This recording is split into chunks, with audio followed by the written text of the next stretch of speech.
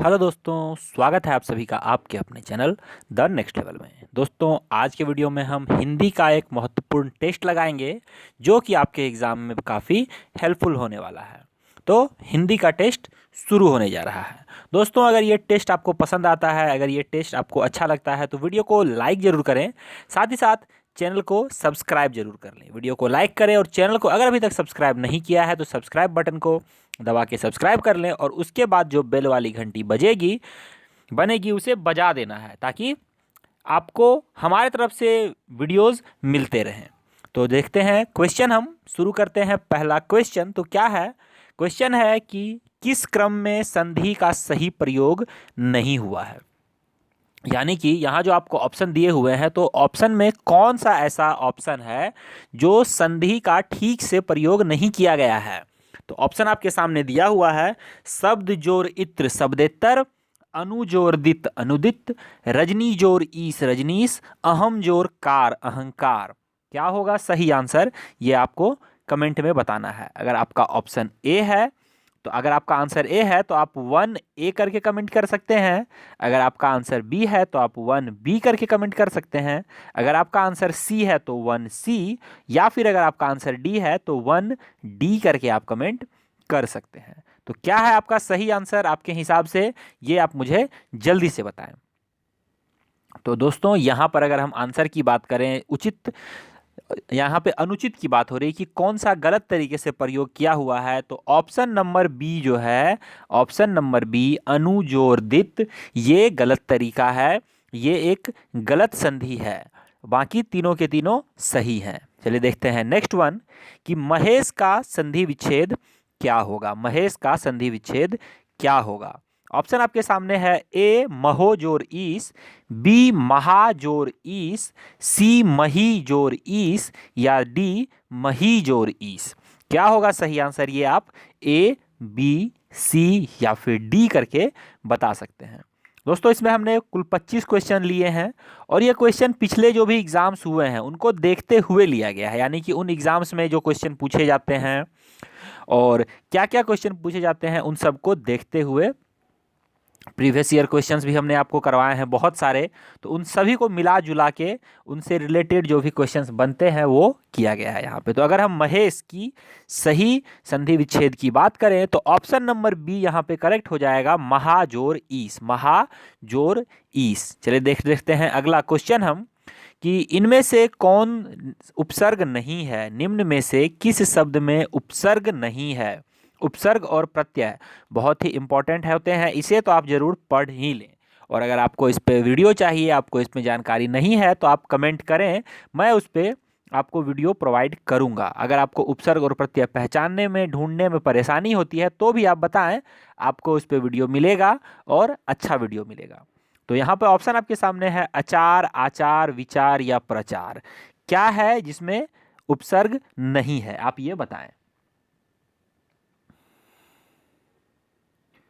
तो यहाँ पर अगर हम सही आंसर की बात करें तो अचार में उपसर्ग नहीं है। अचार में उपसर्ग नहीं है। हर एग्जाम में आप देखें तो एक ना एक क्वेश्चन उपसर्ग या प्रत्यय से बन ही जाता है। अगला क्वेश्चन देखते हैं कि किस क्रम में प्रत्यय का सही प्रयोग नहीं हुआ है। किस क्रम में प्रत्यय का सही प्रयोग नहीं हुआ है। ऑप्शन आपके सामने है। प्रभ विष्णु, पथरैला, तपस्वी या शीघ्रतम। क्या होगा सही आंसर, ये आप बताएंगे। प्रभ विष्णु, पथरैला, तपस्वी या शीघ्रतम में गलत प्रत्यय का प्रयोग कहाँ पर किया गया है, ये आप बताएंगे। तो अगर हम यहाँ पे उचित आंसर की बात करें, जो सही प्रत्यय का प्रयोग नहीं किया गया है वो है पथरैला।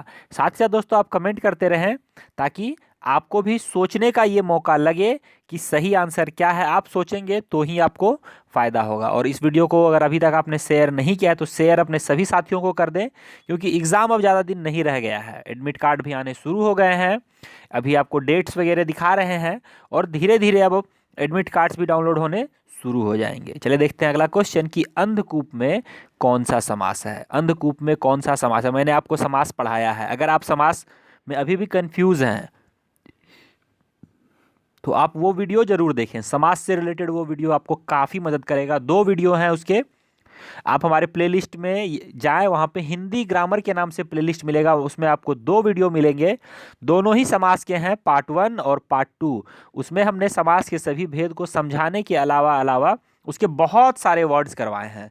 तो आप उसे देखें, उन वर्ड्स को समझें और याद कर लें। तो यहाँ पर अगर हम अंधकूप की बात करें तो द्विगु, द्वंद्व, कर्मधारय और अवयवी भाव में ये है कर्मधारय समास। ये क्या है? कर्मधारय समास। चलिए नेक्स्ट देखते हैं अगला क्वेश्चन कि जहाँ धरती आकाश मिलते दिखाई पड़ते हैं, उसके लिए एक शब्द क्या है? जहाँ धरती आकाश मिलते दिखाई पड़ते हैं, उसके लिए एक शब्द क्या है? ऑप्शन है पर्वत प्रदेश, अनंतराज, क्षितिज या पहाड़। क्या है वो जगह जो एक शब्द जो कहलाता है? अनेक शब्दों के लिए एक शब्द की भी बहुत ज़्यादा प्रैक्टिस हमने करवाई हुई है आपको, तो उसमें से ढूंढ के आप बताएं कि क्या होगा वो जो धरती और आकाश जहाँ पे एक जगह मिलते दिखाई देते हैं। तो यहाँ पर सही आंसर हो जाएगा क्षितिज। क्षितिज यानी कि अगर आप एक जगह पे खड़े हों तो जब दूर आप देखेंगे कहीं, तो आपको वहाँ पे ऐसा महसूस होगा कि धरती और आकाश दोनों एक जगह मिल रहा है, तो उस स्थान को हम क्षितिज कहते हैं। क्षितिज, अनंत भी कहा जाता है उसे, लेकिन वो क्षितिज है। अगला क्वेश्चन देखते हैं। तत्सम शब्द नहीं है। तत्सम शब्द नहीं है, मैंने आपको एक वीडियो में समझाया था। तत्सम, तद्भव, देशज, विदेशज, इन सब के बारे में इससे भी प्रश्न बनते हैं। जो शब्दों की हिंदी भाषा में उत्पत्ति हुई है, ये इन्हीं 4 प्रकार से हुई है। तो यहाँ पे आपको समझना है और आंसर करना है कि तत्सम शब्द कौन नहीं है। ऑप्शन है घोटक, उष्ट्र, मच्छिका, छतरी। क्या होगा सही आंसर, ये आप बताएंगे। तो यहाँ पर जो है छतरी, वो तत्सम शब्द नहीं है। दोस्तों, आप हिंदी का बहुत ज़्यादा प्रैक्टिस सेट लगाएं। आपको बहुत सारे हिंदी के प्रैक्टिस सेट हमने उपलब्ध करवाए हैं। आप हमारे प्लेलिस्ट में विजिट करके set practice for Hindi, set practice for Hindi के नाम से आपको प्रैक्टिस सेट मिलेगा। उन सभी को आप देख दें, सभी को आप देख डालें, आपको बहुत फ़ायदा होगा। अगर उसमें अभी आपको सिर्फ उसमें 9-10 मिलेंगे, हम और भी उसमें ऐड कर रहे हैं, तो आप उसे देखें, आपको बहुत फायदा होगा। चलिए देखते हैं हम अगला क्वेश्चन। सही वर्तनी वाला शब्द क्या है? वर्तनी से रिलेटेड क्वेश्चन जरूर बनता है। ऑप्शन है यानी, अनाधिकार, प्रतिज्ञा, आशीर्वाद। क्या होगा सही आंसर, आप जल्दी से बताएंगे। वर्तनी से भी रिलेटेड हमारा वीडियो आपके पास पड़ा हुआ है, तो आप वो भी देखें। सभी वीडियो को अगर आप एक एक बार देख लेंगे तो यकीन मानिए 25 में आपको 20+ तो बिना एक्स्ट्रा मेहनत किए मिल जाना है। और अगर थोड़ी भी मेहनत आप अपने घर में करते हैं तो 25 में 25 मार्क्स आप हिंदी में लेके आएंगे। अगर सिर्फ आप हमारा वीडियो देखते हैं, सिर्फ हमने प्रैक्टिस करवाया है इसमें, तो इन्हीं से आपको 20+ मार्क्स 22-23 तक मिल जाएगा। लेकिन थोड़ा सा बुद्धि भी लगाना होता है। अगर आप वो बुद्धि लगाएंगे एग्जाम में, तो आपका 25 में 25 कोई रोक नहीं सकता है। इसकी बात तो गारंटी है, अगर आप सिर्फ हमारे वीडियोज़ को अच्छे से देखते हैं तो यहाँ पर अगर सही वर्तनी वाला शब्द की बात करें हम, तो यहाँ पर सही वर्तनी वाला शब्द है आशीर्वाद। आशीर्वाद जो है वो सही वर्तनी वाला शब्द है। चलिए आगे देखते हैं नेक्स्ट क्वेश्चन की। फिर से सही वर्तनी वाला शब्द बताना है। ऑप्शन है नृत्यांगना, पूजनीय, केंद्रीकरण, शुभेच्छु। सही वर्तनी वाला शब्द क्या है यहाँ पे?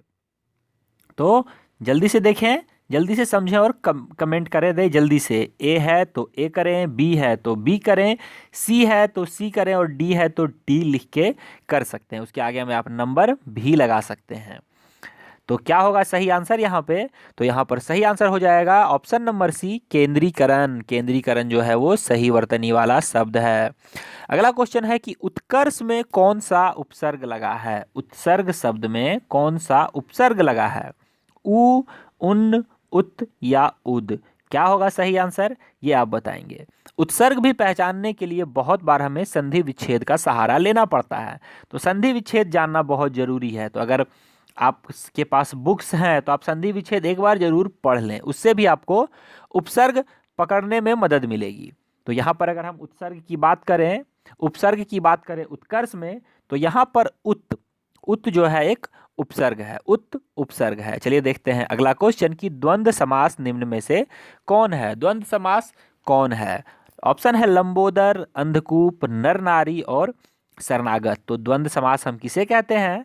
तो द्वंद्व समास हम उस समास को कहते हैं जिसमें दोनों ही पद प्रधान होते हैं, यानी कि प्रथम पद और उत्तर पद दोनों ही जब प्रधान होते हैं तो ऐसे समास को द्वंद्व समास कहते हैं हम। और यहाँ पर अगर आप देखें तो नर और नारी जो है ये इसमें दोनों ही प्रधान है, नर भी और नारी भी दोनों ही प्रधान है, इसीलिए यह द्वंद्व समास है।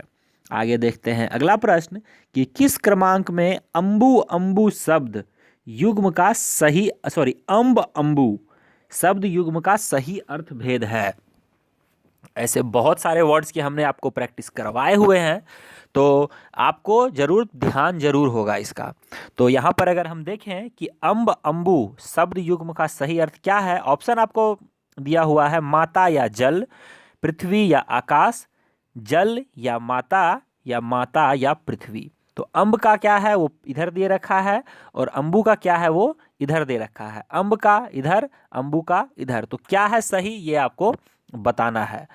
ABCD में आपको जो भी सही अर्थ लगता है, सही आंसर लगता है, वो आप कमेंट करेंगे। तो अगर हम बात करें अंब की, तो अंब जो है, अंब हम कहते हैं माता को, माँ को अंब कहते हैं। तो पहला क्या हो गया माता, माता हमें किस में दिख रहा है, A में दिख रहा है और D में दिख रहा है, यानी कि B और C हो गया बेकार। और उसके बाद अंबु की बात करें तो अंबु हम कहते हैं जल को। तो ये दोनों कॉम्बिनेशन कहाँ मिल रहा है, ऑप्शन नंबर A में। आई होप आपको क्लियर हुआ होगा। चलिए देखते हैं नेक्स्ट क्वेश्चन कि तत्सम शब्द कौन सा है, यानी कि किसमें तत्सम का प्रयोग हो रखा है। ऑप्शन है आमलक, कतरन, ऊंट या इख। आमलक, कतरन, ऊंट या इख, इसमें तत्सम कौन सा शब्द है ये आपको बताना है। जल्दी से आप देखें, समझें और बताएं। तो यहाँ पर अगर हम आंसर की बात करें, तत्सम शब्द की बात करें, तो आमलक, आमलक जो है ये एक तत्सम शब्द है, तत्सम शब्द है। मैंने आपको पहले ही बताया है तत्सम, तद्भव, उपसर्ग, देशज, विदेशज, इससे रिलेटेड क्वेश्चन एग्जाम में बन जाते हैं। बहुत से लोग या फिर बहुत सारे वीडियोस में आपको ऐसे क्वेश्चन देखने को ना मिले, या फिर बहुत से दोस्त आपके ऐसे कहेंगे कि ये इससे क्वेश्चन नहीं बनेगा। लेकिन मेरे भाई क्वेश्चंस आ रहे हैं। अभी जो भी एग्ज़ाम हुए हैं, चाहे वो राजस्थान के एग्ज़ाम हुए हो या फिर वो दिल्ली पुलिस के एग्ज़ाम हुए, अभी दिल्ली पुलिस के भी एग्ज़ाम हुए थे। उसके अलावा दिल्ली पुलिस का एग्ज़ाम भी SSC GD के ही तरह होता है, सेम सिलेबस दोनों में है। उसमें भी ये क्वेश्चन पूछे गए हैं, तद्भव से, तत्सम से, उपसर्ग से, प्रत्यय से, समास से, संधि से क्वेश्चन बन रहे हैं। तो आप दोस्त आपके क्या कहते हैं उस पर ज़्यादा भरोसा करने से बेहतर है कि जो आपके शिक्षक आपको कह रहे हैं, जो पढ़ा रहे हैं, उस पर थोड़ा ध्यान दें, तो आप हिंदी में 25 में 25 लाने के काबिल शायद बन जाए। नहीं तो आपका दोस्त भी 25 में 25 नहीं ला पाएगा, 15-18 पे लटक जाएगा और आप भी उसके चक्कर में 15-18 पे लटक जाओगे। तो उन बातों पे ध्यान ना देते हुए तद्भव शब्द कौन सा है ये आपको यहाँ पे समझना है। कर्पूर है, कर्तव्य है, अश्रु है या कछुआ है, क्या हो जाएगा तद्भव शब्द ये आप बताएं कि क्या है तद्भव शब्द। तो यहाँ पर ऑप्शन में कछुआ जो है ये तद्भव शब्द है, कछुआ है तद्भव शब्द। अगला क्वेश्चन है किस क्रम में उपसर्ग का सही प्रयोग नहीं हुआ है। उपसर्ग का किसमें, यानी कि जैसे आप निलंबन और उसके सामने नी लिखा हुआ है, निराकरण में निर लिखा हुआ है, दुर्योधन के सामने दू लिखा हुआ और अपहरण में अप लिखा हुआ है। तो यहाँ पर जो ये वर्ड्स लिखे हुए हैं ये हैं उपसर्ग। तो किसमें गलत उपसर्ग का यूज किया गया है, यानी कि सही नहीं का यूज किया गया है। 3 सही है, 1 गलत है, गलत वाला ढूंढना है। कमेंट करके बताएं कौन सा गलत है। तो यहाँ पर जो गलत उपसर्ग है वो है दू। दुर्योधन में जो दू शब्द का प्रयोग किया गया है वो गलत है। चलिए देखते हैं हम अगला क्वेश्चन कि आशातीत में कौन सा समास है। आशातीत में कौन सा समास है, ऑप्शन आपके सामने है, आप कमेंट करके बताएं आशातीत में कौन सा समास है। ए बहुब्रीहि, बी द्वंद्व, सी द्विगु और डी तत्पुरुष। बहुत ही आसान सा ये प्रश्न है। अगर आपने हमारा समास वाला वीडियो देखा है तो ये वर्ड भी हमने उसमें करवाया हुआ है। आपको जब वर्ड्स हमने करवाए थे, इधर समास, इधर उसका नाम, वर्ड और उस कौन सा समास है इस तरह से, तो उसमें आपको ये वर्ड मिलेगा। हमने इसका समास विग्रह भी करके बताया था। तो क्या होगा सही आंसर यहाँ पे, तो सही आंसर हो जाएगा तत्पुरुष समास। तत्पुरुष समास, आशातीत यानी कि आशा से परे, आशा से परे। अगला क्वेश्चन देखते हैं हम कि कौन सा शब्द आलोक का विलोम है। आलोक का विलोम है, अमा है, श्रेप्ती है, ज्योत्सना है या तम है। अमा है, श्रेप्ती है, ज्योत्सना है या तम है। क्या होगा सही आंसर, ये आप बताएंगे। आलोक का विलोम शब्द क्या है, अमा, श्रेप्ती, ज्योत्सना या तम। तो अगर हम आलोक शब्द के सही विलोम ऑपोजिट वर्ड की बात करें, उल्टा शब्द की बात करें, तो यहाँ पर तम, तम जो है वो आलोक, आलोक का मतलब क्या हुआ, उजाला, और तम मतलब अंधेरा। आलोक मतलब उजाला और तम मतलब अंधेरा। अगला क्वेश्चन है, जिसे जाना ना जा सके, वाक्यांश के लिए एक शब्द क्या है जिसे जाना ना जा सके। ऑप्शन है अजानत, अगम्य, अज्ञेय या असक्त। क्या होगा सही आंसर इस वर्ड के लिए। तो जल्दी से आप बताएं, समझें और बताएं क्या होगा। जिसे जाना ना जा सके, वाक्यांश के लिए एक शब्द, अनेक शब्दों के लिए एक शब्द का आपने वीडियो देखा है तो आपको ये सब वर्ड आसानी से मिल जाएगा। तो क्या होगा सही एक शब्द, तो यहाँ पर अगर हम सही एक शब्द की बात करें तो अज्ञेय, अज्ञेय जो है वो हो जाएगा सही एक शब्द जिसे जाना ना जा सके। नेक्स्ट देखते हैं हम, वृक्ष से पत्ते गिरते हैं में कौन सा कारक है। वृक्ष से पत्ते गिरते हैं, सबसे पहले मैं आपको बता दूं कि इसमें एक से कारक लगा हुआ है, से कारक। अब ये कौन सा कारक है ये आपको पहचानना है। कारक की आपको जानकारी भी होनी चाहिए क्योंकि ये सब हम 7-8 में ही पढ़ लेते हैं। कारक के विषय में हम 7-8 में ही जब हिंदी ग्रामर होता है तो हम उसमें पढ़ते हैं और उसी में आपको ये सब बताया जाता है, राइम्स भी याद करवाए जाते हैं। और अगर आपको नहीं पता है तो आप एक बार देख लें, बुक्स आपके पास अवेलेबल होंगे, आप उन्हें देख सकते हैं। उसके अलावा मैं आपको बता दूं कि आपके सिलेबस में बहुत से लोग शायद अभी भी कंफ्यूज हैं सिलेबस को लेते हुए। तो 10वीं कक्षा तक आप हिंदी ग्रामर में जो भी पढ़ते हैं वो आपके लिए इम्पॉर्टेंट है, 10वीं कक्षा तक, क्योंकि ऐसा लिखा हुआ है कि 10वीं कक्षा तक के क्वेश्चंस पूछे जा सकते हैं। तो इसीलिए 10वीं कक्षा तक के हिंदी ग्रामर को आप पढ़ अगर लेते हैं तो आपके मार्क्स बन जाएंगे। तो यहाँ पे क्या होगा, वृक्ष से पत्ते गिरते हैं में, तो यहाँ पे अलग होने का भाव आ रहा है। कौन सा भाव आ रहा है, अलग होने का। तो हमने क्या पढ़ा है, कर्ता ने कर्म को कर्ण से संप्रदान के लिए अपादान से, अपादान से, तो अपादान यहाँ पे सही कारक हो जाएगा, अपादान कारक। अगला देखते हैं, दोहा में पदों की कितनी मात्राएं होती हैं। दोहा में पदों की कितनी मात्राएं होती हैं। ऑप्शन दिया हुआ है, विषम पदों में 13, सम पदों में 11, विषम पदों में 11, सम पदों में 13, विषम और सम पदों में 13-13 या विषम और सम पदों में 11-11। क्या होगा सही आंसर। थोड़ा सा नया है, थोड़ा सा अलग है, तो नया और अलग भी कभी कभार करना चाहिए। इसीलिए हम कुछ आपको शॉकिंग क्वेश्चंस देते हैं, सरप्राइजिंग क्वेश्चंस तो हम नहीं कहेंगे, क्योंकि जो आपको एग्जाम में शॉक करे, तो अगर वो टेस्ट में कर दे तो बेहतर है। अगर टेस्ट में आप शॉक हुए तो एग्जाम में वो शॉक नहीं रह जाएगा, वो आपको मजा देगा और आप आसानी से आंसर कर पाएंगे। तो इसका सही आंसर हो जाएगा ऑप्शन नंबर ए, कि दोहा जो हम बनाते हैं उसमें विषम पदों में 13 पद होते हैं और सम पदों में 11 होते हैं। बस इसे याद कैसे रखना है, विषम, विषम और सम में बड़ा कौन है, विषम है, तो विषम में रहेगा 13, सम में रहेगा 11। जो छोटा है उसमें छोटा अंक, जो बड़ा है उसमें बड़ा अंक। 11 और 13 तो याद रहेगा ही। अगला क्वेश्चन है कि प वर्ग का उच्चारण स्थान क्या है। प वर्ग का उच्चारण स्थान क्या है, दंत, तालु, ओष्ठ या तालु। यहाँ पे तालु 2 बार हो गया है, कोई बात नहीं। प वर्ग का उच्चारण क्या है ये आप बताइए। अगर आपका आंसर ए है तो ए बताइए, अगर बी या डी है तो आप बी और डी कुछ भी लिख के कमेंट कर सकते हैं, और सी है तो सी ही बताएं। क्या है आपका आंसर, जल्दी से बताइए। प वर्ग का उच्चारण स्थान क्या है। तो जब भी हम प, फ, ब, भ और म बोलते हैं तो क्या हो रहा है कि हमारे दोनों होंठ आपस में सट जा रहे हैं, तो यानी कि ये ओष्ठ है। ओंठों से, इसका उच्चारण स्थान ओंठों से हो रहा है। आप कभी ट्राई करना बिना ओंठों को सटाए प बोलने का, आप बोल नहीं पाओगे प, यानी कि बिना वो जब तक ओंठ नहीं सटेंगे वो प नहीं बोला जाएगा। अगला क्वेश्चन देखते हैं। अब ये गाद्यांश से क्वेश्चन है, गाद्यांश आप पढ़ लें, इससे एक क्वेश्चन जरूर बनेगा। पिछले कुछ वीडियोस में हम गाद्यांश आपको प्रोवाइड नहीं कर रहे थे क्योंकि दिक्कत हो रहा था। हमारे कुछ दोस्तों ने बताया था कि गाद्यांश पढ़ने में दिक्कत हो जा रहा है मोबाइल पे, लेकिन फिर से डालना शुरू हम कर रहे हैं। इसका रीज़न यही है कि एग्ज़ाम में भैया आने वाला है गद्यांश, 5 नंबर इससे फिक्स है आपको, तो इसीलिए कर लीजिए। 5 नहीं तो 3, कम से कम 3 नंबर तो बनना ही बनना है, और मेरे हिसाब से 5 नंबर तक आपको इससे बनेगा। तो प्रैक्टिस कर लो, सही रहेगा। अगर होगा तो मैं कुछ वीडियो सिर्फ गद्यांश पे ही लेके आऊँगा, ताकि उससे आपको दिक्कत ना हो। सबसे पहले हम इसे पढ़ लेते हैं गद्यांश को, आप भी मेरे साथ साथ पढ़ें। एक बार अगर आप अच्छे से पढ़ लेते हैं तो उसके बाद आप सिर्फ क्वेश्चन और आंसर फटाफट चलते रहेगा। चलिए पढ़ते हैं। प्राचीन काल में नारी का स्थान समाज में अग्रगण्य था।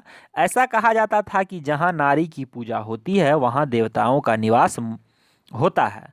मध्य भारत के काल से नारी का पतन शुरू हुआ। मध्य काल तक तो नारी दासी या गुलाम बन गई, चार दीवारी में कैद हो गई। किंतु 19वीं शताब्दी में राजा राम मोहन राय, स्वामी विवेकानंद, दयानंद सरस्वती आदि समाज सुधारकों ने नारी जगत की काया पलट दी। नारी उत्थान की ओर बढ़ती गई। आज आधुनिक नारी ने जमीन से लेकर आसमान में अपना कब्जा जमाया है। नारी तू नारायणी उक्ति को सिद्ध किया है। वास्तव में देखा जाए तो नर और नारी एक रथ के दो पहिए हैं। रथ को सुगम्य ढंग से चलाने के लिए दोनों में संतुलन होना चाहिए। नारी शिक्षित परिवार की उद्धारक है। प्रत्येक घर में नारी का सम्मान होना चाहिए। समाज में प्रचलित कुप्रथाओं से लड़ना अनिवार्य है। नारी ने अपना स्थान जो प्राप्त किया है उसे मजबूत बनाने के लिए नर और नारी दोनों को तत्पर रहना चाहिए। आई होप आपने भी मेरे साथ पढ़ लिया होगा। अगर आप सिर्फ सुन रहे हैं तो फिर आप सुनते ही रह जाओगे, एग्जाम में भी पढ़ लेना चाहिए था। और अगर नहीं पढ़ा है तो वीडियो पॉज करके एक बार पढ़ लो, फिर आगे के क्वेश्चन सॉल्व करना। चलिए देखते हैं अगला क्वेश्चन यहाँ पे क्या कह रहा है कि प्राचीन काल में नारी का स्थान क्या था। क्या था नारी का स्थान प्राचीन काल में? प्राचीन काल में नारी दासी थी। प्राचीन काल में नारी का स्थान अग्रगण्य था क्या? क्या नारी को अपमानित किया जाता था या नारी का कोई स्थान नहीं था? तो क्या था? तो हमने पढ़ा था कि 19वीं शताब्दी तक नारी को गुलाम बना लिया गया था, कैद चार दीवारी के अंदर, लेकिन उससे पहले अग्रगण्य था, नारी का स्थान अग्रगण्य था। और अगर आपने हमारे सिंधु सभ्यता वाले वीडियो देखे होंगे तो उसमें बताया गया था कि वहाँ पे मातृसत्तात्मक चलता था, यानी कि जो महिलाएं हैं उनका सम्मान होता था। जैसे अभी का समाज पितृसत्तात्मक हो गया, यानी कि पुरुष प्रधान हो गया। पहले महिला प्रधान समाज था। महिला वहाँ पे महिलाओं के कहने से कुछ होता था, उनकी पूजा की जाती थी, क्योंकि उन्हीं से सब कुछ आगे बढ़ता है। फिर से यहाँ पे आपको दिखाया गया है और क्वेश्चन है यहाँ पे, नारी तू नारायणी सही व्याख्या क्या है? यानी कि नारी तू नारायणी जो है इसका अर्थ क्या है? नारी नारायणी की तरह पूजनीय है, नारी को कोई अधिकार नहीं है, नारी गुलाम थी, या नारी का सम्मान होना चाहिए? क्या होगा सही आंसर? अगर यहाँ पे हम देखें तो देखिए, आप ये देख पा रहे हैं यहाँ पे नारी तू नारायणी नामक शब्द का प्रयोग किया गया है। तो क्या होगा यहाँ पे इसका अर्थ, ये आपको बताना। इसका अर्थ आपको पूरे वाक्य में कहीं नहीं मिलेगा। यह एक तरह से मुहावरा समझ लीजिए, लोकोक्तियाँ कह लीजिए, या कोई भी एक दोहा का शब्द कह लीजिए। तो नारी तू नारायणी का सही अर्थ होता है कि नारी नारायणी की तरह पूजनीय है। लक्ष्मी देवी को हम कभी कभी नारायणी भी कहते हैं, लक्ष्मी देवी को हम नारायणी कहते हैं। तो नारी जो है वो लक्ष्मी माता की तरह पूजनीय है, हमें उनकी पूजा करनी चाहिए।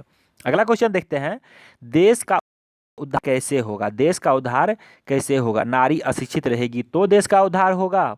युवा वर्ग के मादक द्रव्य के सेवन से देश का उद्धार होगा। नारी को समान स्थान देने से होगा, या किसानों के कर्ज माफ करने से होगा? कैसे होगा देश का उद्धार? अभी तो हमारे नेता किसानों को कर्ज माफ करके देश का उद्धार कर रहे हैं, लेकिन सही मायने में कैसे होगा? जब नारी को समान स्थान दिया जाएगा, जब नारी को समान स्थान दिया जाएगा तब देश का उद्धार होगा। आगे देखते हैं अगला क्वेश्चन कि उपयुक्त गद्यांश का उचित शीर्षक क्या होना चाहिए? और ये क्वेश्चन हमेशा हर गद्यांश में एक, चाहे आप हिंदी बनाओ या इंग्लिश, एक क्वेश्चन बनता है। तो क्या होगा? मेरा भारत महान, नारी तू नारायणी, भारत और गरीबी, या मेरा भारत मेरा महान देश भारत? क्या होगा इस गद्यांश का उचित शीर्षक? ये आपको जल्दी से कमेंट करना है। कभी भी शीर्षक चुनते समय अगर आप पढ़ेंगे तो उसमें जो फोकसिंग वर्ड होता है ज़्यादातर उसे ही शीर्षक बनाया जाता है। और यहाँ पे आपने देखा था कि नारी तू नारायणी एक फोकसिंग वर्ड था, वो आपको यहाँ पे ऑप्शन में मिल गया है। तो यही इसका उचित शीर्षक हो जाएगा। तो दोस्तों ये हो गए टोटल के टोटल 25 क्वेश्चन, बहुत ही अच्छे क्वेश्चंस हमने सेलेक्ट करे हैं। आपको बहुत ही अच्छा लगा होगा और मज़ा भी आया होगा ये क्वेश्चन सॉल्व करके। तो कैसा लगा आप ये कमेंट करके ज़रूर बताएं। और अगर वीडियो अच्छा लगा तो वीडियो को लाइक करें। लाइक्स की संख्या को आप बिल्कुल ही कम कर रहे हैं। कम से कम मैंने आपको कहा था कि अगर दो बच्चे अगर व्यू करते हैं तो कम से कम एक लाइक तो कर दो, एक लाइक। तो आप लोगों में से वो भी नहीं कर रहे हैं। आधा लाइक मैंने आपसे कहा था कि कम से कम हाफ व्यूज़ के लाइक्स होने चाहिए, लेकिन आप तो लाइक बिल्कुल ही नहीं करते हैं। तो हिंदी टेस्ट यहाँ पे समाप्त हो गया। आपका कितना नंबर आया ये आप कमेंट करके हमें ज़रूर बताइए। तो साथ ही साथ वीडियो अगर अच्छा लगा तो वीडियो को लाइक कर दें। बार बार कहता हूँ लाइक कर दिया करो यार, मुझे इससे पैसे तो लगते नहीं है लाइक करने के, फ्री में लाइक हो जाता है। कम से कम फ्री में ही लाइक कर दो। और सब्सक्राइब तो कर ही लेना अगर अभी तक सब्सक्राइब आपने नहीं किया है। साथ ही साथ इस बेल वाली घंटी को दबा देना, क्योंकि बेल वाली घंटी को अगर आप नहीं दबाओगे तो आपको वीडियोज़ के नोटिफिकेशन नहीं मिल पाएंगे। तो दोस्तों इस वीडियो में इतना ही। 11 तारीख से एग्जाम स्टार्ट हो रहा है, जम के मेहनत में लग जाइए। तो इस वीडियो में इतना ही, मिलता हूँ आपसे अगली वीडियो में। जय हिंद, जय भारत, वंदे मातरम।